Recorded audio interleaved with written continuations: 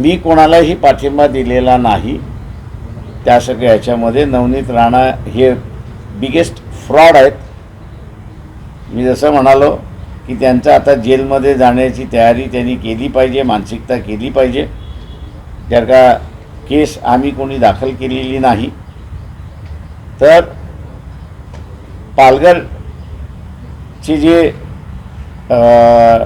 deputy collector आहेत त्यांनी मुलुंड कोर्टामध्ये केस दाखल केलेली आहे